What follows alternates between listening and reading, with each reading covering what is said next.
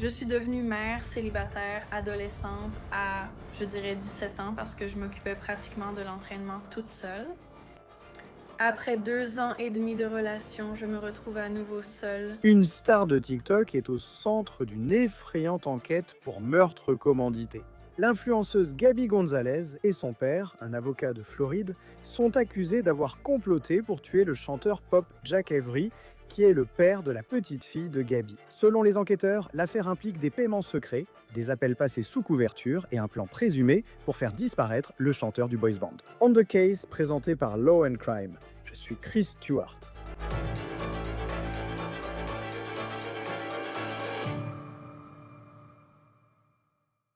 J'ai compris que je n'ai besoin que de moi. Il y a 5 ans, être seule, c'était la pire chose qui pouvait m'arriver.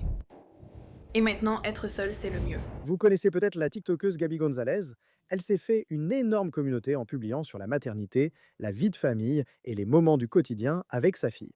Mais maintenant, Gabby Gonzalez et son père, Francisco Gonzalez, ont tous les deux été arrêtés dans une affaire que la police décrit comme un complot présumé de meurtre commandité. La cible présumée n'était pas choisie au hasard. Selon les enquêteurs, l'homme qu'ils auraient voulu faire tuer était Jack Avery, l'ancien chanteur de Why Don't We, et le père de la fille de 7 ans de Gaby. Les documents de la police affirment que Francisco Gonzalez, qui est également avocat en Floride, aurait dit à quelqu'un que ça coûterait, je cite, moins cher si Jack Avery était mort. Et les enquêteurs disent que l'affaire ne s'est pas arrêtée à de simples paroles.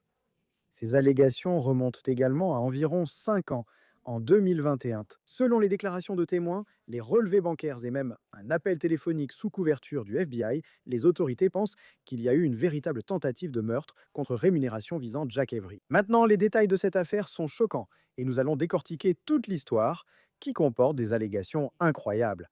Commençons par voir qui est Gabby Gonzalez. Sur TikTok, elle se décrit comme une jeune maman cherchant sa voie. Elle a eu sa fille à 17 ans, qui a maintenant 7 ans. Au cours de mon parcours en tant que femme, j'ai utilisé à peu près tous les produits menstruels possibles, depuis mes premières règles à 13 ans jusqu'à aujourd'hui.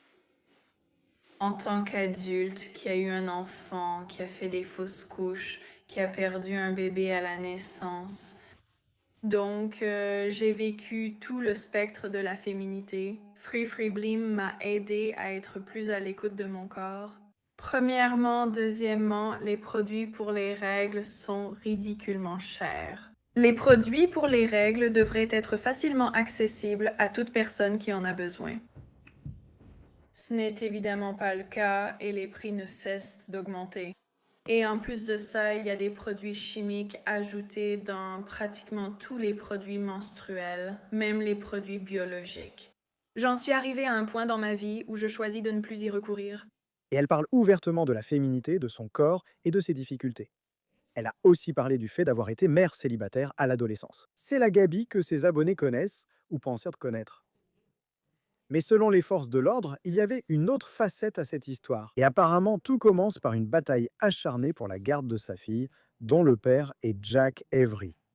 Lui, il faisait partie du boys band Why Don't We. D'après la déclaration sous serment relative à l'arrestation déposée par le bureau du procureur du comté de Los Angeles, il y avait, je cite, un litige de longue date concernant la garde et le droit de visite entre Gabby et Jack. Et selon ce même document, le père de Gabby, Francisco, est devenu, je cite, profondément impliqué. Des témoins ont décrit Francisco comme étant très investi dans le conflit de garde et hostile envers Avery. Un témoin a déclaré aux enquêteurs que Francisco avait dit en substance que ce serait moins cher si Avery était morte. Ce témoin aurait décrit la famille Gonzalez comme étant, je cite, obsédée par l'obtention de la garde exclusive et par l'exclusion d'Avery de la vie de son enfant. Mais avant toute discussion présumée de meurtre, le rapport de police indique que Francisco menait une campagne contre Avery. Un détective a écrit que des messages textes entre Francisco et un détective privé montrent que Francisco aurait dirigé des activités de surveillance sur Avery à Kauai, à Hawaï. Il a envoyé des photos, des détails d'identification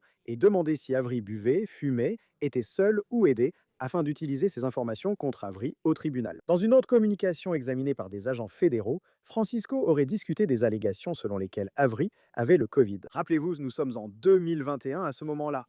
et il a exprimé l'intention de faire arrêter Avery s'il se présentait pour la visite et a essayé d'impliquer un contact dans les forces de l'ordre. Les enquêteurs ont aussi analysé les échanges du groupe familial. Dans un échange du 22 mars 2021, Francisco aurait écrit, je cite, Appelle Barca, il n'est jamais trop tôt. Selon l'affidavit, les enquêteurs ont jugé cela notable, car des preuves ultérieures ont montré que Gaby Gonzalez est un homme dont l'arrestation ne peut être confirmée pour l'instant. Dans cette affaire, ils auraient tenté de recruter cette personne, que les autorités identifient comme quelqu'un nommé Dustin Barca, pour menacer Avery. Maintenant, bien sûr, nous n'avons pas de confirmation au moment de cet enregistrement que cet homme nommé Barca a été inculpé dans cette affaire ou qu'il le sera. Donc, encore une fois, ces allégations remontent jusqu'en 2021. Cette enquête dure depuis environ 5 ans. Mais pendant tout ce temps, Gaby a continué à publier sur TikTok comme si de rien n'était. Bonjour à tous. Entre l'espresso, pas comme nous, et l'expérience de torture du 13e étage, mon cerveau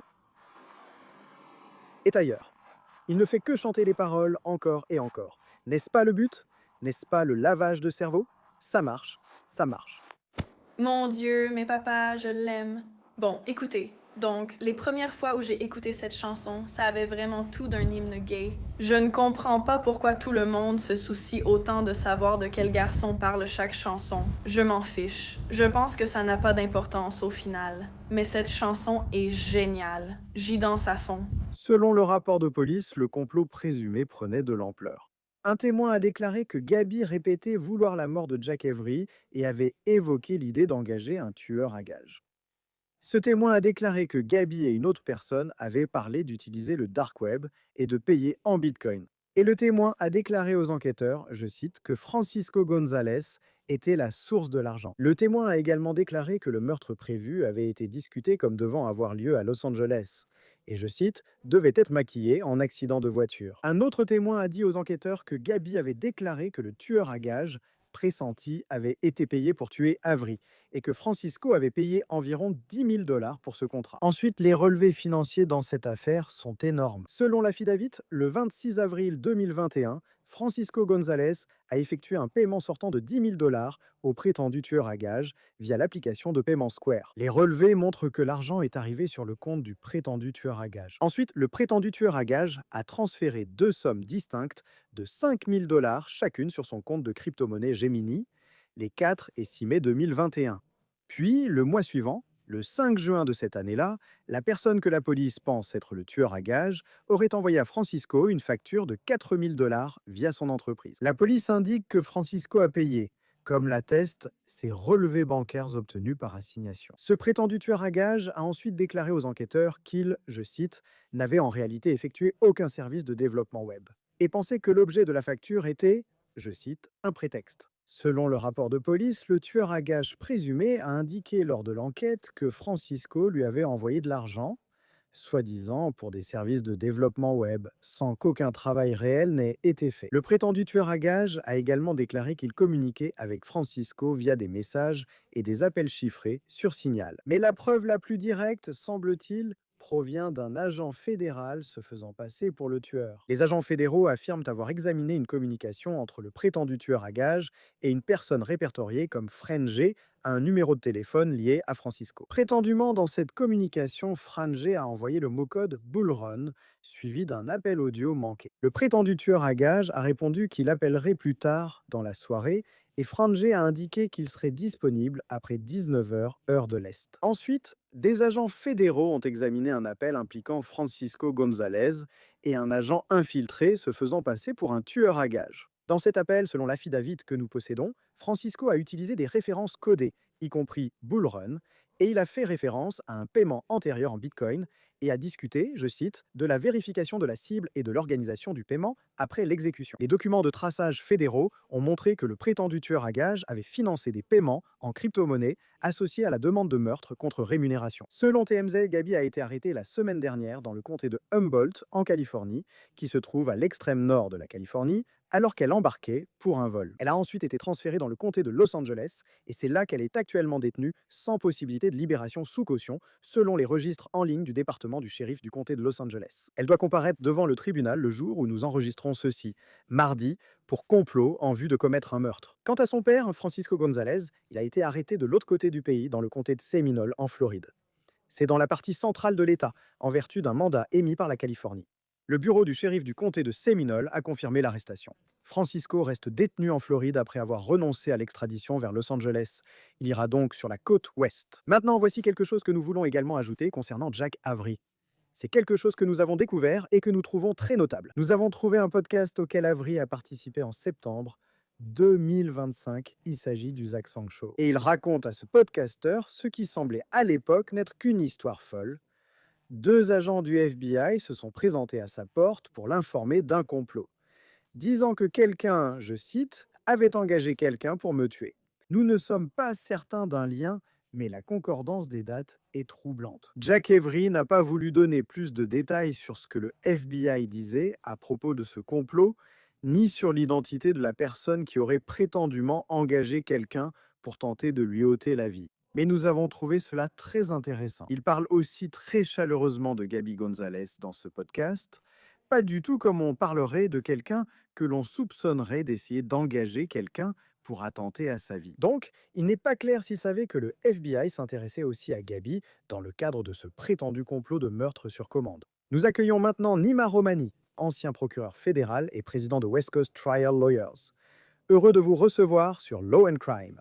Selon les documents judiciaires dont nous disposons, cette enquête remonte à 2021. Que pensez-vous de cette chronologie?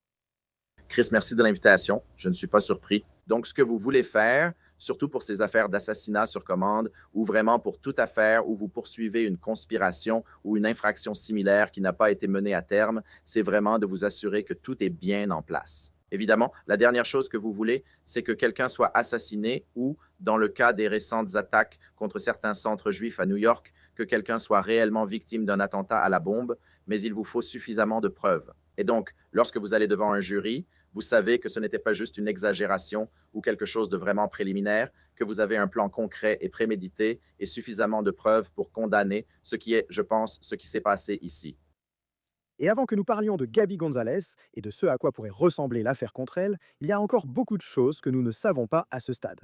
Francisco Gonzalez, son père, il semble que les forces de l'ordre aient les preuves, à la fois au sens figuré et au sens propre, ici, en ce qui concerne certaines transactions bancaires qui ont été effectuées. Il paraît aussi que certains ont dit qu'il avait évoqué l'embauche d'un tueur à gages. Vous avez certainement un mobile présumé basé uniquement sur ce conflit de garde qui dure depuis un certain temps. Qu'est-ce qui vous frappe concernant à quoi pourrait ressembler le dossier contre lui? En somme, l'enjeu central pour la suite est la manière de prouver, selon les procureurs, qu'il a essayé d'engager un tueur à gages ou qu'il voulait tuer Jack Avery. Oui, il n'est évidemment pas rare qu'il y ait de la violence ou des menaces de violence lorsqu'on parle d'un conflit de garde. Personne n'est plus important pour un parent que son propre enfant. Par exemple, ma femme représente des enfants placés en famille d'accueil. Et je peux vous dire que certaines de ces audiences au tribunal de la protection de l'enfance sont plus âpres que la pire affaire criminelle que j'ai eu à traiter, même quand quelqu'un risque la prison à vie. Je veux dire, on enlève l'enfant de quelqu'un. Nous l'avons vu encore et encore, où quelqu'un tue son conjoint, son ex-conjoint, ou essaie de le faire à cause de la garde des enfants. Mais nous avons aussi vu dans certaines affaires très médiatisées où, vous savez, les parents se sont impliqués parce que, évidemment, ils sont les grands-parents et cela les touche aussi très fortement. Probablement l'affaire d'Anne Markel en Floride, quelque chose que nous avons couvert en détail ici sur Law and Crime, était sans doute l'exemple le plus récent et le plus tristement célèbre de ce genre de situation. Mais il n'est pas rare que les grands-parents ou les parents du conjoint soient également impliqués, ce que nous voyons ici. C'est intéressant parce que l'une des personnes présumées, vous savez, qui aurait été engagée comme tueur à gages ou quelqu'un que l'on voulait engager dans cette affaire, il parle de 10 000 $, je crois, qui ont été donnés. Environ 10 000 $ auraient été payés pour ce prétendu contrat. Et puis, il y a un témoin qui dit que c'était censé être pour un travail de développement web qui n'a jamais été réalisé. Lorsque vous montez un dossier comme celui-ci, le fait de pouvoir prouver en tant que procureur que l'argent est allé ici, mais qu'il n'a pas servi à ce pourquoi il était censé être destiné, comment cela s'intègre-t-il dans le récit que vous allez raconter à un jury si jamais on en arrive là? Chris, ces affaires sont construites de trois façons, souvent les trois, notamment les écoutes téléphoniques. Avoir les propres mots de l'accusé est utile, non? Des messages textes, des appels téléphoniques enregistrés. Ensuite, ce qui vient juste après, c'est un agent infiltré. Dans ce cas, nous avons un agent du FBI qui se fait passer, vous savez, pour quelqu'un qui pourrait aider avec ce meurtre commandité. La troisième option, utile mais à mon avis moins que les deux autres, concerne les personnes qui coopèrent avec la justice, car certains pourraient être motivés à mentir pour se protéger. Parfois, ils ont un passé criminel et peuvent être discrédités au contre-interrogatoire. Surtout parce que tout cela se passe à huis clos, ce sont les trois façons de monter ce type d'affaires. Et pour répondre à votre première question, c'est probablement la raison pour laquelle il a fallu autant de temps pour que vous soyez informés.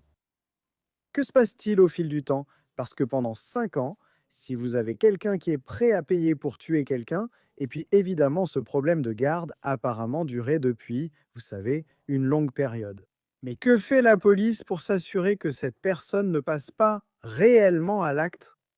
Oui, je veux dire, c'est vraiment la meilleure question, non? On l'a vu dans d'autres affaires où la police a mis trop de temps et il y avait un tueur ou un tueur potentiel en liberté.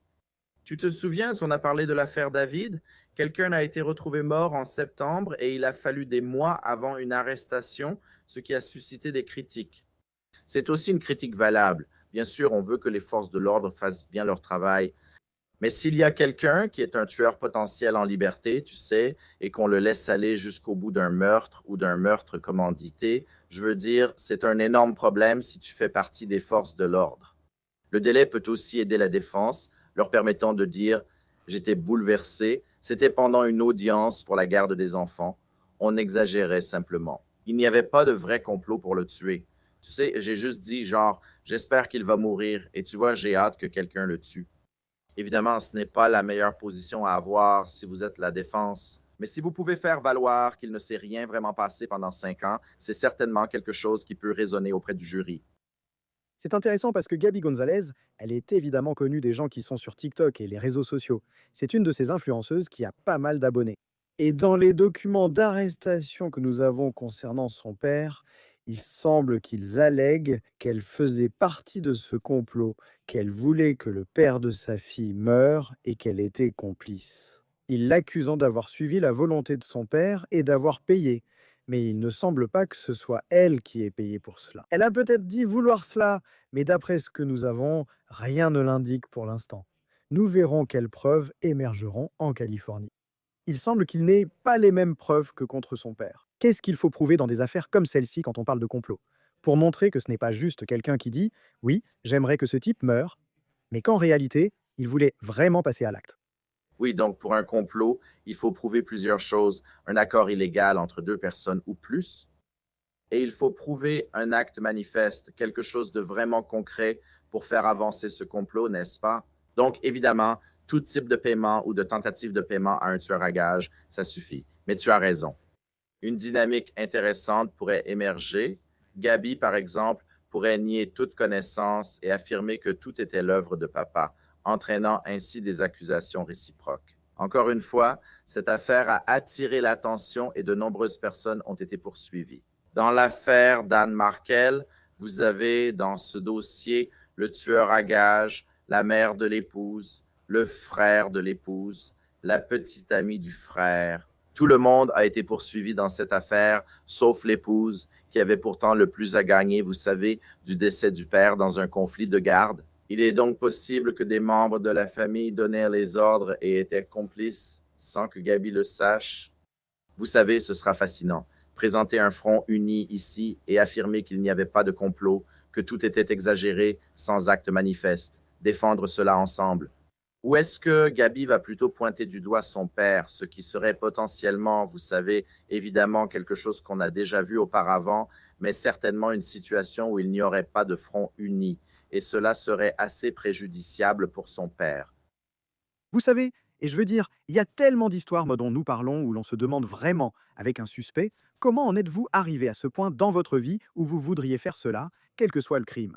Mais dans les affaires de meurtre commandité que j'ai vues, il semble toujours que c'est tellement difficile à réaliser. Et c'est une bonne chose qu'il ne passe pas souvent à l'acte, mais il y a tellement de personnes au courant d'un complot et de gens qui pourraient potentiellement aller parler à la police. Dans ce document que nous examinons, il y a 2 ou 3 témoins. L'un d'eux dit qu'il voulait que cela ressemble à un accident de voiture. Je veux dire, ces détails, c'est qui ressortent, et c'est comme si les forces de l'ordre avaient toutes ces personnes qui leur parlent. En tant que procureur, je veux dire, Combien de pistes différentes pouvez-vous suivre? Parce qu'il semble simplement que ce n'était pas un si grand secret pour les personnes qui auraient parlé au FBI. Je veux dire, il n'y a pas de doute, n'est-ce pas? Si vous parlez à un inconnu d'un contrat et que cet inconnu s'avère être un agent du FBI, vous savez, vous n'êtes certainement pas le criminel le plus intelligent du monde. Mais vous savez, on l'a vu encore et encore, des gens font des choses stupides et créent des preuves qui les incriminent eux-mêmes, n'est-ce pas? Et qu'ils parlent d'un meurtre, qu'ils parlent d'un contrat à leurs amis, à leurs proches, ce sont tous des témoins potentiels. Écoutez, et quand le FBI débarque, vous savez, les gens ont tendance à parler. Et c'est ce qui semble s'être passé ici. Vous avez des membres de leur cercle rapproché qui témoignent de choses comme vous l'avez dit, ce paiement de 10 000 $, il était déguisé en service web, mais vous savez, il n'a jamais été développeur web, n'est-ce pas? N'est-ce pas? Je veux dire, c'était destiné à dissimuler la source des fonds, non? Ou vous avez quelqu'un qui est un agent infiltré, non? Ou potentiellement vous avez plus de preuves. Évidemment, il est encore tôt dans l'affaire, mais je pense que si quelqu'un est arrêté dans un autre État et détenu sans caution, c'est qu'il y a de nombreuses preuves et qu'il sera extradé vers la Californie. Et quand on parle de ce genre de complot, au moins selon la loi californienne, on risque autant de temps de prison que si l'objectif du complot avait été réalisé. Donc, ce sont des affaires passibles de 25 ans de prison à la perpétuité. C'est très sérieux en Californie. Ce n'est pas parce que vous ne tirez pas ou que ce n'est pas une tentative de meurtre que je ne veux pas que les gens pensent qu'une accusation de complot est moins grave. Et pour un avocat de la défense, je veux dire, en général, quelle est l'approche dans des affaires comme celle-ci? Parce que je pense que pour Francisco González, ils vont présenter ces dossiers. Ils vont montrer les paiements en Bitcoin qu'ils disent avoir. Ils vont prouver l'intention liée au conflit de garde et à ses déclarations, et il semble, encore une fois, qu'il y ait ce type de reçu. Comment un avocat de la défense voit-il cela si tout cela est effectivement recevable et va de l'avant? Comment pouvez-vous argumenter contre ça? Oui, Chris. Si tu es Francisco, tu dois choisir une des trois options. Je ne pense pas que tu puisses accuser ta fille, même si tout est possible. Mais en supposant que tu te contentes de défendre ça de façon directe, je pense que la première façon de le faire serait de dire qu'il n'y avait pas d'accord illégal, n'est-ce pas? Je veux dire, c'est ce qu'il faut pour une conspiration. Ça ne peut pas être une seule personne. Donc c'est une façon de se défendre. Il n'y a pas d'accord, n'est-ce pas? Deuxièmement, même s'il y a une sorte de discussion, je pense que tu essayes de changer d'angle et de dire, regarde, c'est juste une exagération, non? C'est un conflit de garde houleux. Tu sais, les gens qui vivent dans un autre État, et tu sais, quand tu ne vois pas ton enfant et qu'on parle d'un enfant de 7 ans, je veux dire, ça rend les gens fous. Ça ne veut pas dire qu'ils vont vraiment tuer quelqu'un, non? Ou maquiller ça en accident, comme le prétend l'accusation. Sinon, la troisième option, si aucune des deux ne fonctionne, change de stratégie, mise tout et dit, écoutez, c'était une provocation policière. Tu sais, il n'y avait aucune réelle intention de faire ça jusqu'à ce que le gouvernement s'en mêle et, en quelque sorte, force quelqu'un dans une situation vulnérable à effectuer un paiement, n'est-ce pas? Donc, je pense que c'est un peu la façon dont tu défendrais ça, tu sais, 1, 2, 3, l'accord, l'exagération et la provocation policière, si tu es l'avocat de la défense ici. Le père de Gabi a été arrêté en Floride. Il fait sa première comparution, je crois que c'est à peu près maintenant, pendant qu'on enregistre ceci, ici, mardi. Quelle est la prochaine étape maintenant qu'il va probablement retourner en Californie pour faire face aux accusations? Oui, la prochaine étape dans le processus, c'est l'extradition. Donc, en général, la seule question lors de l'audience en Floride, c'est l'identité. Il existe un mandat d'arrêt et selon la clause de pleine foi et crédit de la Constitution, les juges des autres États doivent les respecter. La question pour les juges de Floride est donc, Francisco González est-il la même personne que celle citée dans le mandat californien? Si c'est le cas, alors les gouverneurs approuveront l'extradition et, vous savez, Francisco sera amené ici, en Californie, devant la Cour supérieure du comté de Los Angeles et il devra faire face aux accusations ici. Comment cela s'articule avec l'affaire de sa fille? Est-ce que cela continue? Comment les calendriers de procédure s'articulent-ils quand deux affaires semblent liées mais distinctes? La question est, seront-elles jointes ou disjointes? En général, la défense demandera la disjonction, surtout pour Gabi, car il pourrait y avoir des défenses contradictoires. Vous savez, le parquet adore juger les deux ensemble. Ça aide à les salir, vous voyez, et ça permet d'apporter plus de preuves au dossier. Et il sera plus difficile pour les jurés, potentiellement, d'acquitter les deux. Ils pourraient en condamner au moins un. Donc, en général, le parquet aime regrouper ses affaires et la défense préfère les séparer. Habituellement, surtout pour ces crimes graves, les juges vont séparer les affaires, permettre qu'elles soient jugées séparément, parce que s'il y a le moindre préjudice pour l'accusé en vertu du 6e amendement, Vous savez, il vaut mieux pécher par excès de prudence, surtout dans une affaire comme celle-ci qui va probablement avancer et finir en appel. Oui, nous verrons ce qui se passera. Il y a évidemment des allégations choquantes visant des personnes connues dans la musique et les réseaux sociaux. Ancien procureur fédéral et président de West Coast Trial Lawyers, Nima Ramani, merci d'être avec nous sur Law and Crime pour discuter de cette affaire. Merci pour l'invitation, Chris. J'espère revenir vite. C'est tout pour On the Case, présenté par Law and Crime. Abonnez-vous à notre chaîne YouTube, à Spotify et retrouvez-nous sur Peacock. Je suis Chris Stewart. À la prochaine.